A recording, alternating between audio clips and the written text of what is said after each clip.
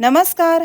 जर कधी डाळ चपाती भाजी बनवायचा कंटाळा आला असेल तेव्हा बनवा असा बटाटे घालून चमचमीत मसाले भात. बनवायला खूप सोपा आहे आणि पटकन बनून तयार होतो. कोणीही सहज बनवेल एवढ्या सोप्या पद्धतीने हा मसाले भात बनवलेला आहे आणि खायला तर अप्रतिम लागतो. तर हा भात बनून झाल्यावर चिकट न होता भात हा छान असा सुटसुटीत झालाय. तर असा हा मसाले भात बनवण्यासाठी मी इथे एका बाउलमध्ये 2.5 वाट्या तांदूळ घेतलेत. तर हे मी बासमती तांदूळ घेतलेत. या तांदळाऐवजी तुम्ही दुसरे कोणतेही तांदूळ घेतले तरी सुद्धा चालेल. माझ्याकडे सध्या हे तांदूळ असल्याने मी तेच वापरलेत.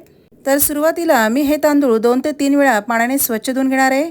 मसाले भात बनवण्यासाठी मी जे काही साहित्य वापरले ते शक्यतो घरामध्ये असतातच, त्यामुळे हा भात बनवायला अजूनच सोपा जातो. आता या स्वच्छ धुतलेल्या तांदळामध्ये थोडंसं पाणी घालून ठेवायचे. तांदूळ हे आपल्याला जास्त वेळ भिजत ठेवायचे नाहीये. हा भात मी कुकरमध्ये करणार आहे. तर कुकरमध्ये सर्व साहित्य परतेपर्यंतच हे तांदूळ मी भिजत ठेवणार आहे. इथे मी गॅसच्या मिडियम फ्लेमवर कुकर ठेवून त्यामध्ये 2.5 चमचे तेल घालून घेतले. तेल थोडं गरम झालं की यामध्ये अर्धा चमचा राई आणि अर्धा चमचा जिरे घालून घ्यायचे. नंतर 2 तेजपत्त्या घालून काही खडे मसाले घालूया. तर इथे मी खडे मसाल्यांमध्ये 3 लवंगा, 7-8 काळी मिऱ्या घेऊन 1 मोठी वेलची आणि 2 हिरव्या वेलच्या घेतल्या आहेत. हे सर्व तेलामध्ये घालून यांना थोडंसं तेलामध्ये परतून घेऊया. यामध्ये आता मी 2 मोठे कांदे उभे चिरून घातलेत. हे कांदे पातळ असे उभे चिरून घेतलेत. इथे कांदे शिजवताना कांद्याचा कलर ब्राऊन होईपर्यंत शिजवायचे नाहीयेत. तर हे कांदे थोडेसे मऊसूद होईपर्यंतच आपल्याला शिजून घ्यायचे. तर इथे कांदे थोडेसे मऊसूद झाले की यामध्ये अद्रक लसूणची पेस्ट घालून घ्यायची. यामध्ये मी अर्धा चमचा अद्रक लसूणची पेस्ट घालून घेतली आहे. तर अद्रक लसूणचा कच्चेपणा जाईपर्यंत ही पेस्ट आपल्याला या तेलामध्ये परतत राहायची आहे. वरून इथे मी 2 हिरव्या मिरच्या उभ्या चिरून घातल्या आहेत आणि 7-8 कढीपत्त्याची पाने घालून घेतली आहेत. जर का या हिरव्या मिरच्या तुम्हाला वरून घालायच्या नसतील तर तुम्ही अद्रक लसूणच्या पेस्टमध्ये सुद्धा बारीक करून घालू शकता. यामध्ये आता 3 मिडियम साईजचे टोमॅटो बारीक असे कट करून घातलेत. तर इथे आपल्याला टोमॅटो सुद्धा चांगले शिजवून घ्यायचे आहेत. हे टोमॅटो चांगले शिजले की वरून यामध्ये थोडेसे शेंगदाणे घालून घेतलेत. शेंगदाणे जर का तुम्हाला यामध्ये नसेल घालायचे तर नाही घातले तरी सुद्धा चालेल.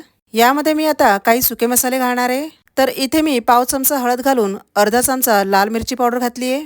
नंतर 1 चमचा धनेपूड घालून अर्धा चमचा गरम मसाला घातलाय. मीठ हे चवीनुसार घालायचंय. वरून आता मी अर्धा चमचा काश्मीरी रेड चिली पावडर घालून घेतली आहे.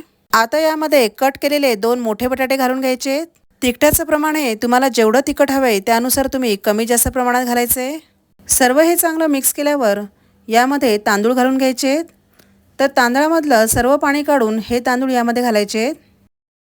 हे सर्व तांदूळ यामध्ये घातल्यावर ते सुद्धा या मसाल्यांमध्ये चांगले मिक्स करून घ्यायचे.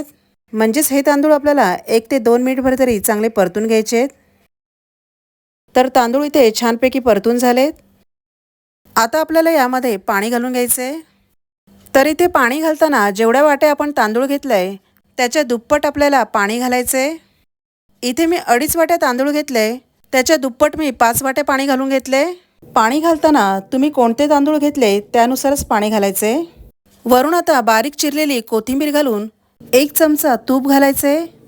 आता पुन्हा हे सर्व चांगलं मिक्स करून घेऊया. कुकरला आता झाकण लावून घ्यायचे आणि गॅसची फ्लेम ही मिडियम ठेवायची आहे. आता याच्या मी 2 शिट्ट्या करून घेणार आहे. तर इथे कुकरच्या 2 शिट्ट्या झाल्या आहेत. आता हा कुकर आपण थोड्या वेळसाठी थंड होण्यास ठेवून देऊया. कुकर आता इथे पूर्णपणे थंड झालेला आहे. तर आता आपण यामधला भात बघूया.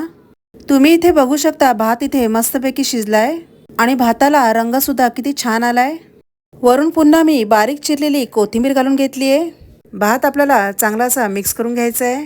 तर इथे हा भात छान असा सुटसुटीत झालाय. भातामध्ये पाण्याचं प्रमाण हे बरोबर असलं की भात हा छान मोकळा आणि सुटसुटीत होतो.